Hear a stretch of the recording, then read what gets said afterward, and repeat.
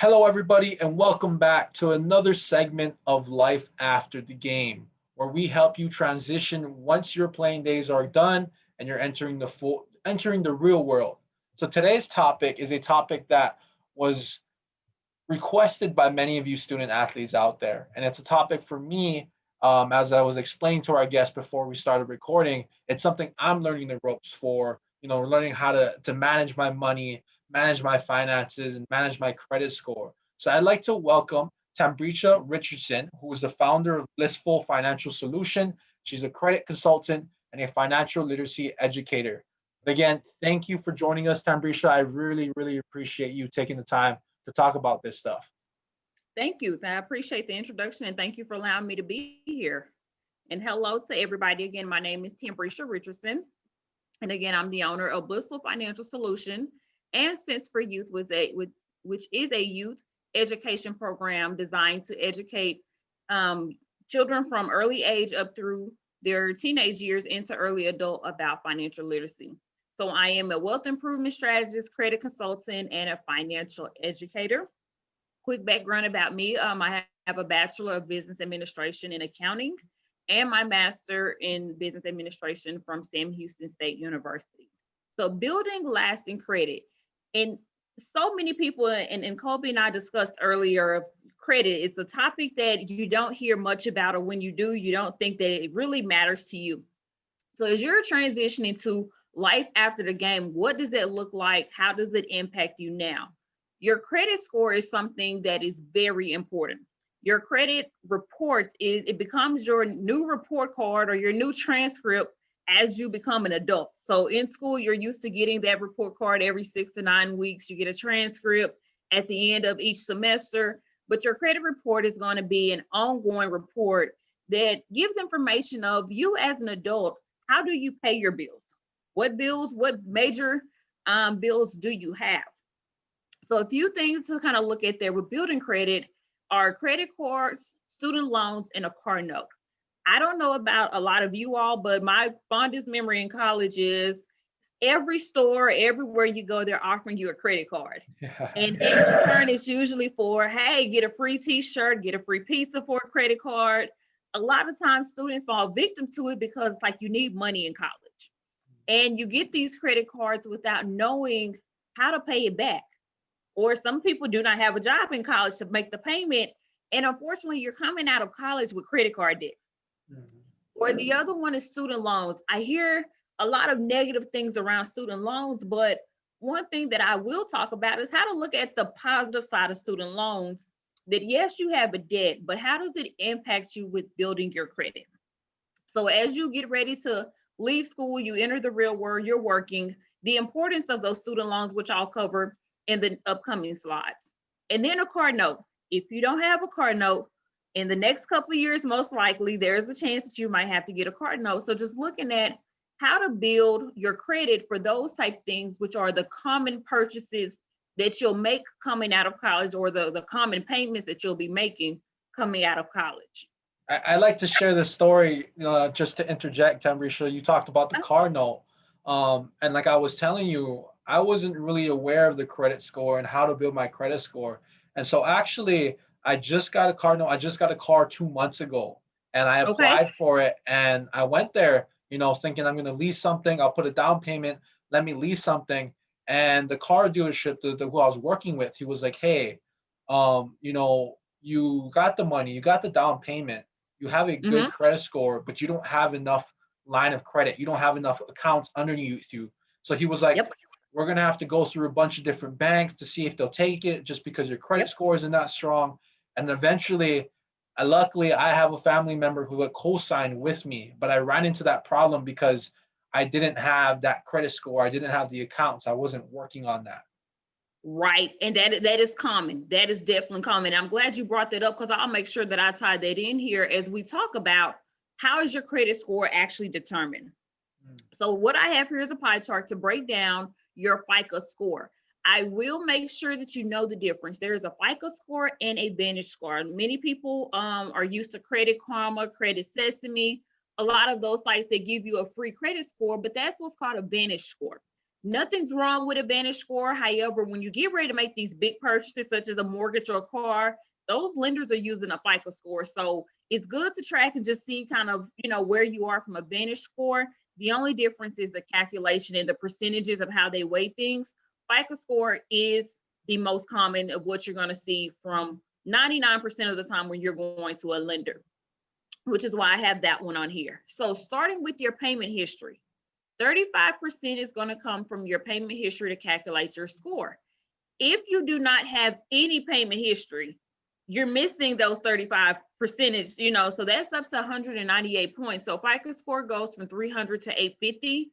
35% is a large amount. So you'll hear sometimes no credit is like having bad credit, and that's why. So one of the things you will see if you have student loans is that it's already hitting your credit report. Soon as you open them, it's reporting, but because you're in school, it's deferred until you graduate or you drop below halftime and you have 6 months to start making that payment. So you're in a good standing if you have at least student loans reporting right now. And then along with that will come, like you said, Kolby, you got a car 2 months ago, you'll see that reporting and that'll go into your payment history. And so your payment history is super important because soon as you make a late payment or you're not paying, it's going to impact you. Your amounts that you owe, or you'll hear it as your utilization, that's big, really not so on a car student loans. People say, hey, I have a lot of student loans, my balance is high, it's impacting me. That's different. What they're really looking at is on your credit cards. That's a different story because they'll give you a credit limit. If you use over 30% of that, that's a high risk to the bank. Now, the amounts owed is looked at by lenders when it comes to your debt to income ratio. How much in debt do you have versus how much you're making? But for your FICO score, they're looking at how are you leveraging your credit? And then your length of your history, 15%. Again, no credit is like bad credit. So opening up credit cards, a lot of times we're trained to kind of think, hey, credit cards are bad, stay away from them. Not necessarily. It takes a responsible individual to understand how to leverage the credit. I like to use the analogy of, to me, having good credit is like playing a game of chess. You have to be strategic with your moves and what you do, how you do it. But the longer that your accounts are open, the better. So I go back to student loans just because of, who I'm speaking to right now. When those student loans hit, it's okay because if you were started school 4 or 5 years ago, that account has been open now for 4 or 5 years. So that's giving you some history to build into your average history that you have. One of the things a lot of people do not know is when you get credit cards and sometimes like, hey, I shouldn't have got the credit card, paid it off, do not close it. You can cut up the card, but do not close it because that caps off the time that account has been open. So I sometimes will put cards in my purse and I just don't use them for months. And I'm like, hey, let me go charge $30 to it and pay it off. So that way the lender can see that you're using it. But closing that card will actually shorten your average length of history when they take an average of each of your accounts. The other one is 10% is going to be your credit mix. That's having multiple type of accounts. And on the next slide, I'll put a chart up so you can see the breakdown. And then new credit are your inquiries. So again, when you go to get a vehicle or a loan or anything, they're going to pull your credit. And people panic about it, but it's only 10%. So at the max, worst case scenario that it'll hurt you is 55 points. So I've kind of broken things down here to kind of look at it a little bit more, like with your payment history. This is where it gets into, for whatever reason, you're unable to pay some accounts, you got some stuff in your name and, just unable to pay it. It's going to report any collection accounts, any late payments, or if that business charged it off. And so when you have that type of negative hit, then it really hurts because it's 35%. One way to overcome that, even if you do have late payments or you don't have late payments, you don't have credit, you will need a cosigner. And so that cosigner is actually saying, hey, I have a good payment history. This person either has a challenge history or no solid history at all. So I'm going to co-sign for them and they're going to run my credit to say that, I'm putting my name, I'm vouching for you, in other words, that you're going to be able to pay. And that affects you in two categories with a cosigner. And I'll get to that in a second. Your amounts that you owe, again, 30%. For the higher you get to your credit limit, and again, that's really on credit cards, the lenders start to become a risk because they're looking at like, hey, if I extend you $1,000 and you're utilizing 500 and you're steady charging and not really paying back, are you depending on this credit card to carry you through? And then they start to wonder, are you going to be able to pay us back? So that's why you become a risk and it starts to hit your credit score over time. One of the things you want to do as you establish credit is it's okay to call them and get a credit limit increase. I hear a lot of people like, hey, they increased my credit limit. Tell them to stop. And I'm like, no, that's actually good. You know, you start with a secured card if you have to, and you work your way up. But when they increase your limit, that helps with what you can charge. So you may not need the full balance.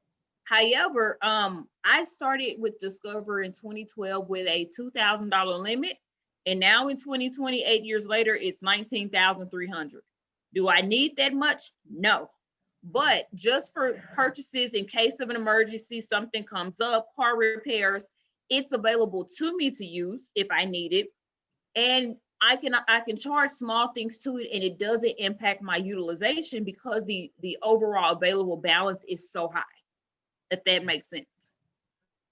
When you get to your credit history link, one way to help build you up is to become an authorized user for someone else's account. So you're not necessarily a cosigner, but what they're doing is, you know, if you go to mom, dad, or you have a significant other and say, hey, I really need to build my credit. Can you add me as an authorized user to your card as long as you're paying it on time? Their payment history impacts you. I see people that are on credit cards with their parents, and I'm like, your mom is maxed out on her credit card, or your mom has missed a payment. That reports on your credit report too, because they're extending the history over to you. So you have to be very careful with that. And then types of credit, that means having a mix. So I go back to people say, hey, having credit cards, that's not good. You want at least 3 to 8. And so that means you have several credit cards. If you have student loans, then it counts as an installment account and or auto loan. So one or the other counts for an installment loan. If you have more than one, that's fine.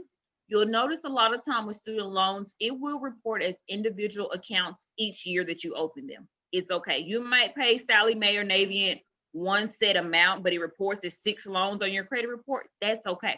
That's perfectly fine. And then if you move up to go make a purchase and purchase a home, that falls under real estate and mortgage. Although it's an installment loan, they classify it separately. It's 10%. So you want to make sure you're utilizing what you can to get the most points. Moving on to inquiries or new credit, again, it's 55 points max, 10%. Depending on the type of purchase that you make will determine your impact. Hard inquiries, or when you apply for a credit card or a car, you'll see it hit.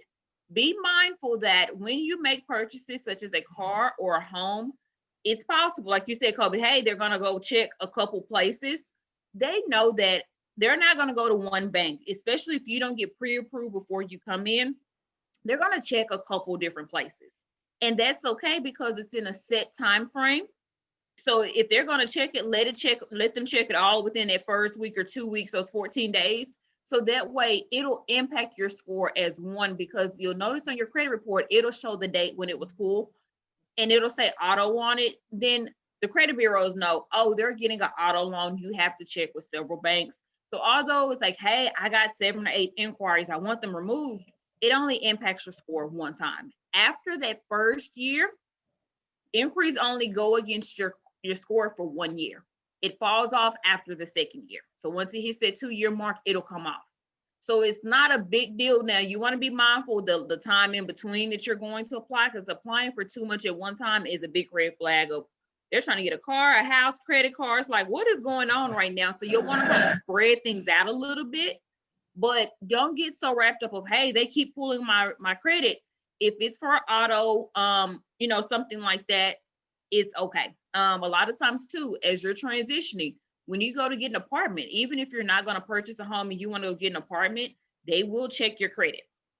So sometimes you may still need someone to co-sign for you, or it could determine the amount of your deposit that you have to put down to move in based on your credit. So if you're ready to kind of start looking at that next move in life after, consider like, hey, is there someone that do I shop at Walmart all the time, or I shop at Macy's, or wherever you shop at?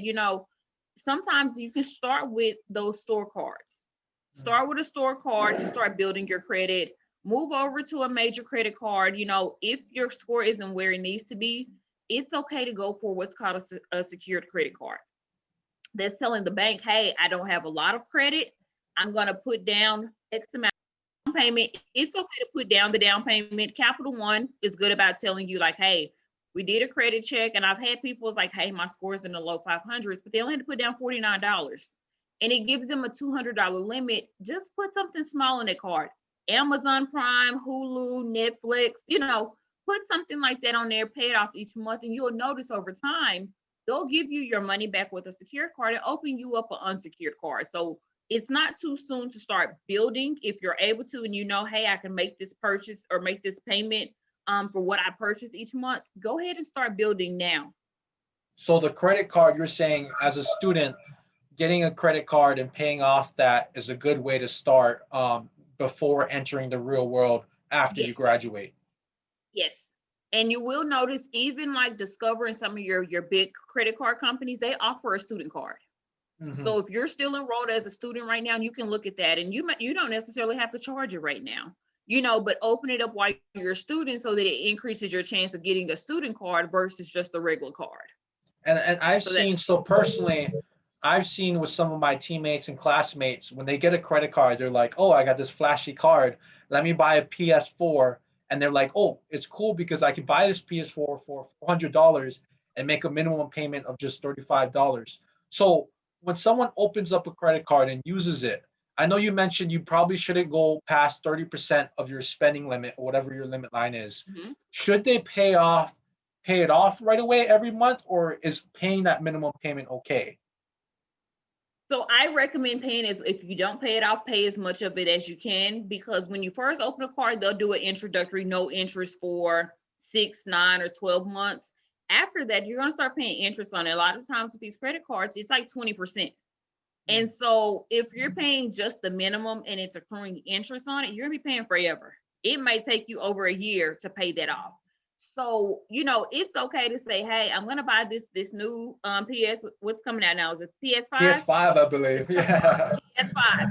Okay. And it's say $500. You might say, hey, for the next 4 months, I'm only going to pay $125 towards it. So at least it's more than that minimum. So to the lender, you're paying more than the minimum balance, but you're also making consecutive payments and not carrying that balance. So it's not as a tool to go shopping per se. And I'll cover that with the budget of, you don't want to spend more than what you have.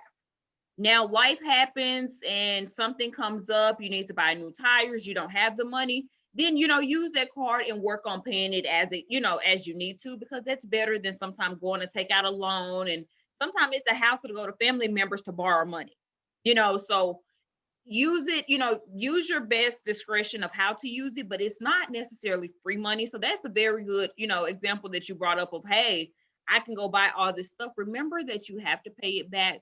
And with my experience, I've seen so many people graduate college with credit card debt. And I'm like, hey, did all those clothes that you bought to be flashy in school, does that get you a job now? Because they're struggling to find a job. And it's like, but I had credit cards, without understanding it's not meant to be flashy. It's meant to leverage your financial stability and actually building your credit score and using it for things that you need. Like if you go purchase your home fresh out of college and need a refrigerator, go put it on that store card, because it's the investment in paying it back, because getting a mortgage is good and it's not for everybody fresh out of college. But, if you're going to leverage it the proper way.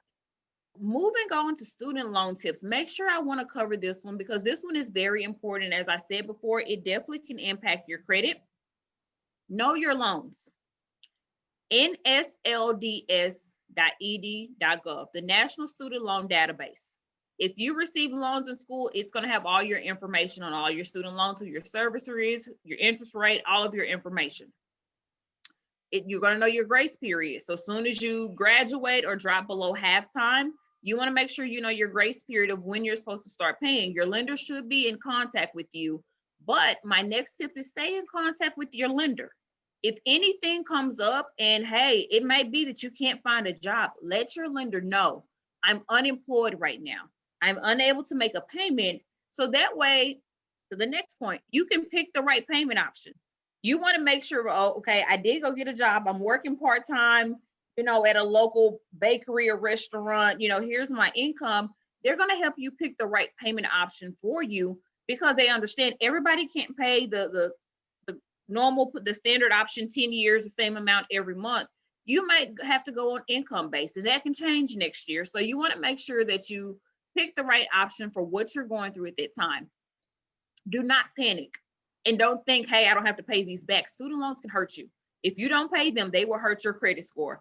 Contact your lender for a deferment or forbearance. Right now, with the pandemic, a lot of people's student loans are deferred. So, they're not paying their student loans, and I'll tell them, hey, if you're able to make your payment, though, make your payment because it's knocking down your balance and you're not accruing interest on it. So something to think about. Stay out of trouble. And I'd say that because stay out of default. Not paying your student loans can default on your student loans, which means they can garnish your tax return. If you are working, they can garnish your paycheck for a set amount of, I've seen 30%, 20%. They're taking out automatically from your paycheck. And you can't stop it because you've gone in default. And really the main issue is you didn't follow the steps above. You didn't stay in contact with your lender. You didn't know who your loans were with. So you want to make sure you at least have a handle on your student loans. If you're able to prepay, do it. Everybody don't have the funds to. But if you're able to, before that 6 months and you want to start making extra payments, make extra payment on a loan if you want to. And all that's doing is knocking down your balance and how much interest you're going to pay over time. Pay off the most expensive loan first, unless you're doing what's called the snowball method. If you have not heard it, Dave Ramsey covers it a lot. That's one thing that I did to pay off my student loans. Snowball means I started with the smallest one, making extra payments, paid off $1,000 one, saved $14 a month, paid off another one for $2,500. Now I'm saving an extra $22 a month. And it builds up over time that I was able to pay all my student loans off 3.5 years early just for making extra payments. To consolidate or not to consolidate, it depends on your circumstance. Weigh your options. Studentloans.gov have a lot of information on your federal loans to consolidate. In some cases, not necessarily. Now, if you've had some challenges and some credit issues and you're trying to rebuild, it might make sense to consolidate. So it varies based on your circumstances. So make sure you just, weigh the options, the pros and cons. Loan forgiveness, depending on the line of work that you're going into.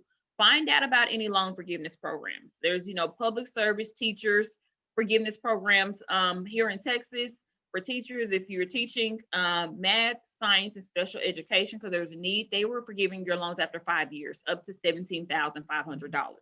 So it's something to look into for the state that you're in and just the line of work that you're in to be able to make sure, if you can get your loans forgiven, what do you need to do in between time? You still have to pay on your loans for a set amount of time, but if you can get them forgiven, that's something to definitely consider. So creating a budget, this one here, you hear that word and it's like the budget word. People panic. There is nothing wrong with the budget. In order to be successful with your money, I tell everybody, you should know where every penny you have goes. If not every penny, at least almost every dollar. And a budget is to help you stay on track with what's coming in and what's going out. Sometimes it's better to overestimate your expenses. And I say that because then, some bills are going to change. Water bill may months, electricity might be higher in the summer as opposed to the winter and fall, so if you have to overestimate, it's better to kind of, think worst case scenario instead of underestimating your expenses. When I say underestimate your income, I say that if you're working a job and you get a set salary, base it off of your set salary. A bonus and all of that, that's the icing on the cake. But you don't want to depend on it and fall short with your budget because, we're supposed to get a bonus. It's supposed to be $1,500. And if it falls through, you don't want to be dependent on that with your expenses. And now you've plan to spend more than what you have coming in. The same with overtime. Things happen. You don't get to work all your hours of overtime. So be mindful of that. Involve your family in the planning process, especially as you're transitioning from coming out of college, will your parents help you with your deposit for your first apartment? Are they going to cover maybe a bill so until you start working? Just if you have those resources, if you have a significant other, look at who's involved and how, like you said, you went to a family member for a cosigner. Hey, that helps you with your budget with getting a car, because had you not gotten a cosigner, you might not have gotten that loan, or they're going to put you in a car that you don't want with a very high interest rate. And it's like, all I had to do was check with a family member to just see, because that's going to impact what you have spending out every month. Prepare for the unexpected by having a savings goal and that emergency fund. Every little bit counts. If it's $5 or $10 a month, it'll add up. You never know what'll happen. Are you starting an internship, or are you going to be traveling to go interview for a new job? You have to buy new clothes for work, and in your mind, you're going to be working this job and something else comes through. You have to change your whole attire, what you're wearing to work. Do you have the funds to get you going? Are you finishing school next year? Again, are you traveling to interviews, or do you have to take any professional exams? You want to make sure you have that factored into your budget, so that way you're planning of, again, that life after the game, and after, you're finishing, the season is over and school is winding down. You want to make sure that, you're looking ahead and setting aside some resources. The last one is maintaining a budget. There are multiple ways to do this. I'm a combination of, I like to write things down. I do put some stuff in Excel spreadsheets. Some people like to use tracking apps. Whatever works for you, record it, write it down, or type it wherever so you can see it. Organize your records. So again, if you're using an app, if you're doing paper, get your system down, organize it. Whatever works for you, it works for you. Create a routine. Everybody budget different. I budget bi-weekly because things change. So depending on my clientele, I know some weeks are heavier than others with income coming in. If you're working a standard job and you're getting paid every 2 weeks, maybe you do bi-weekly. If you get paid monthly, you're going to have to do a monthly budget. So it varies, but you figure out what works best for you. I do bi-weekly because I know when the mortgage is due, typically when water, electricity is due, when car note is due. However, I like to budget what's coming up the next 2 weeks. The holidays are coming up. I need to start budgeting for Thanksgiving. Am I going to cook? Am I going to do things? Without a pandemic, we'll have a bigger gathering. Christmas is coming up. It might be something small. I'm traveling out of town next week to go visit family. I'm going to put that in my budget because that's what I'm doing here within these next 2 weeks. Review your budget often for little things that add up. So many people have so many things coming off their car because they're paying for Apple Music, Hulu. You sign up for this subscription, you forgot to cancel it. It adds up. I see an average people are spending about $100 to $150 every month on things that they didn't realize it was coming out. And I'm looking like, how did you not know that was coming out? Are you looking at your bank statements and looking at your things to see, how are you using your money? Going back to credit cards, use them wisely.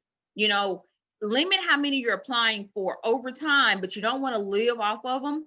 But I do recommend with my budget, I pay a lot of my bills off of my credit card because I like to get the cash back. So 3% cash back for shopping at this place, or 1% depending on where I shop. If my credit card company is going to give me cash back, that's extra money for me. And me personally, I take my cash back and I put it in my savings. So that's an extra contribution to my savings just from the cash back that I use from making a payment on my credit card. I have my paycheck coming in to make the payment. So it's kind of a win-win. Charge AT&T every month for my cell phone, goes to my credit card, and then I pay it off of that. And in return, Discover's going to give me cash back just for using their credit card to make a payment. So why not? And then do not spend more on your credit cards than you can afford to pay. So Kolby, this goes back to your example earlier. You're flashing off and doing everything. Even if you say, I'm going to spread this out over a couple months, then that's fine. But don't, just charge it without a plan of how am I going to pay this back, So you want this solid credit score, and you want to start building onto your finances as you transition out of the game to the real world, it's going to be an adjustment. For me, I noticed what I paid in a small college town is completely different when I moved back to the big city. When I moved back to Dallas, I'm like, hey, my rent is 3 times the amount that I paid when I was in college. The apartments in a college town was a lot cheaper. So that determined, what does my income need to be? My income can't stay the same of what I made then because my expenses are a lot more. Just be mindful, figure out your budget. A budget is not set in stone. It is meant to change. Feel free to change it. Look for rooms that you can grow in, and then make this process as seamless as possible. The more you educate yourself, you know, it, it's going to be tremendous to help you in the long run. How do you position yourself? So take deep breaths if you feel nervous. You're getting ready to make a big transition. Breathe in, breathe out. Life lessons are the best lessons. Take the pros, the cons, the good and the bad, and just roll with it, because you're gonna fall sometimes. It's all about how do you get back up, take a deep breath, get back up, keep going. And I hope this information was good information for you all. I hope everybody learned something from it. And again, thank you, Kolby, for reaching out and having me on here with you. Of course, and personally for me, I'm already thinking the budgeting things in my head. Yeah, Is the Spotify worth it? How much am I spending on Netflix and Hulu? Like, are those things worth it? exactly. And I have to develop some sort of system for myself that Right. works with me. The one thing you mentioned Dave Ramsey. Is there any Mhm. books, maybe books or podcasts or videos that you keep up with to help you when it talks about financial literacy? I use a combination. I use everything from Yahoo Finance to see what's going on, just in general.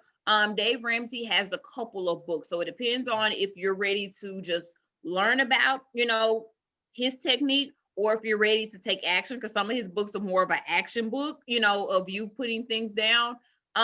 Any of the Dave Ramsey books I recommend and utilize. I mean, when it comes to financial literacy, it's so broad. And so many, there's some different podcasts that kind of touch on the personal side for single people, for, families, if you're in a relationship. And then another big one is Instagram, like just reading a lot of the posts on Instagram.